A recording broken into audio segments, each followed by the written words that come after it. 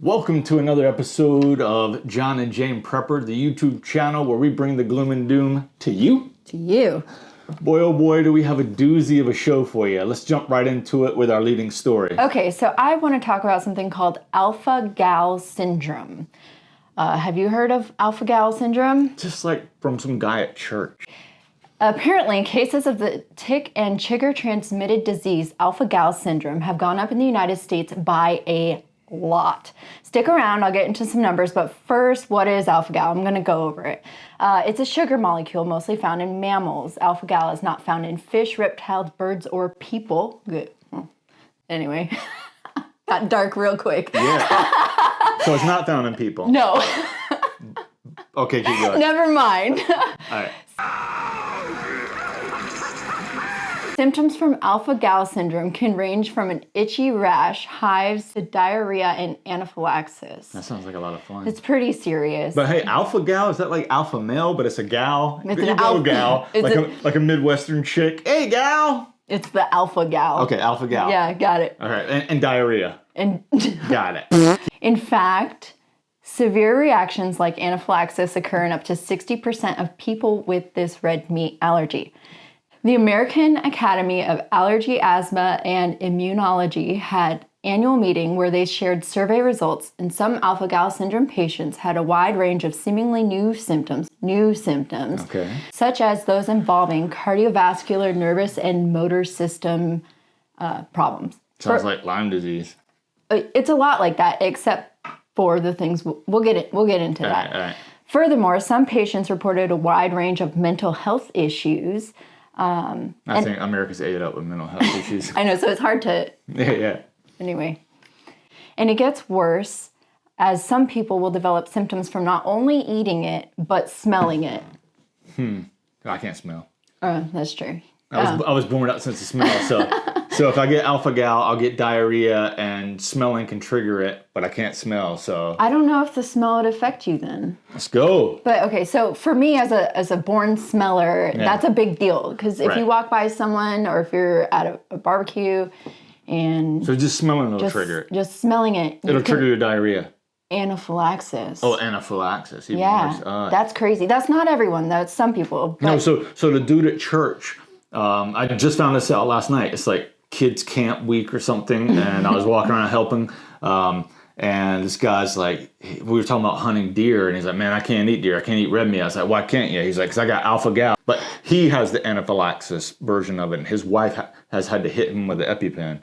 That's wild. Crazy. Yeah. So what kind of meat specifically? You said deer. So, and it's any mammalian. Mm-hmm. Okay, so it's any mammalian. Am I saying that right? Mammalian. Mammalian meat. Mammalian. like cows, pigs, lambs, buffalo, kangaroo, and milk. Even milk has alpha-gal in it. That You sugar. can't even drink milk. What about cheese and all that? And that's in ticks. Send the asteroid. Yeah. And so where are you going with this? Okay, so one way to know for sure is to test. So if you want to test for alpha-gal, you need to ask your healthcare provider for a specific IgE blood test. Okay. More specifically, a component blood test. And I would also tell them that you're concerned about alpha-gal or other tick-borne illnesses. And like you were talking about talking to people at church. So last night I was also chatting with some of the ladies at our church, and they were all saying that when they were young, they'd always pull a ton of ticks off themselves. And they didn't really know of a lot of people that got ill until the last decade or so. But now it seems that the tick spread kinds of illnesses have just run rampant, especially considering the amounts of ticks that they used to pull off themselves as kids. Every time I go out, I feel like we're getting ticks, or our dog is. Oh, here. We use this stuff. We'll put a link for it if we can find one in the description for affiliate links. This is what works really good for us.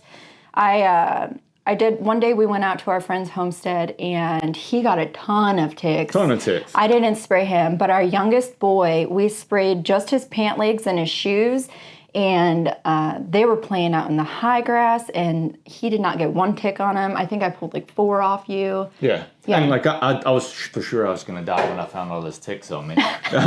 Well, what do you want to bet? There might be a vaccine someday. Eh? Oh boy. Bill Gates probably. Maybe. Anyway. Billy Gates. Billy G. Billy G. Okay. Yeah. According to CBS, new data released by the Centers for Disease Control and Prevention showed that up to 450,000 people in the United States may have been affected since 2010. But I checked the CDC website, and last year, a report showed that more than 110 suspected cases of alpha-gal syndrome were identified. So I did the math, and that's an additional 340,000 cases in 1 year. The CDC also said that a lack of diagnosis is a huge problem that takes an average of 7 years sometimes to find out that that's what it is. So I'm thinking that even though the stats are on the rise, it's also fair to say that some of those 340,000 are people that finally got the right diagnosis. So, the government wanted to kill all those cows, and they're saying cow farts are the main reason for global warming.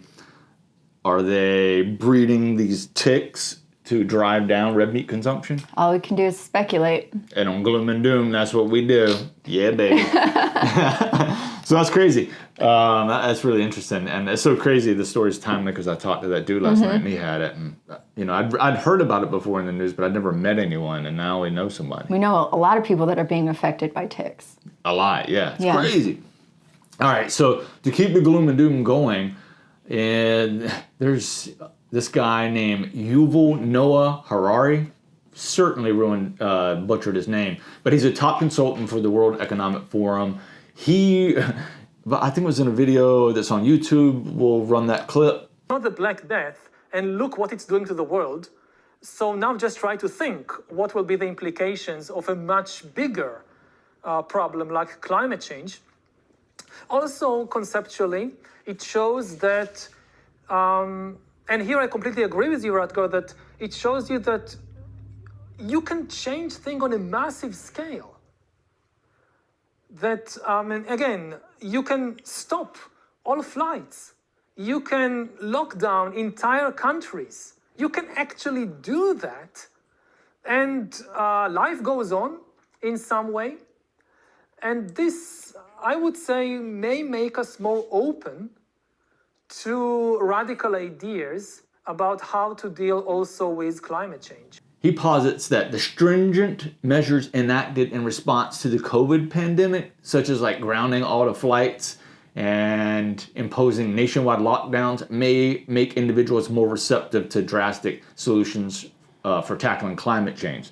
So it's like, hey, we already desensitized everyone to not being able to fly, having to stay at home for COVID. And he was like, despite COVID not being as severe as something like the Black Death, I mean... What kind of thing of that is that to say? Dude, these WEF guys, they come up with the most crazy things. First of all, like grounding all, saying, hey, we desensitize society to being controlled in a way where you can't fly. And he's like, hey, despite not being as severe as something like Black Death, COVID he's talking about, well, we were still successful at bringing everything to a halt. So, I mean, he got super excited that it worked, and a light bulb went off in his head and said, you know what, we can use this for climate change. And that's a straight up quote. Like, yeah, you saw the video. We were still successful in bringing everything to a halt. Like, what?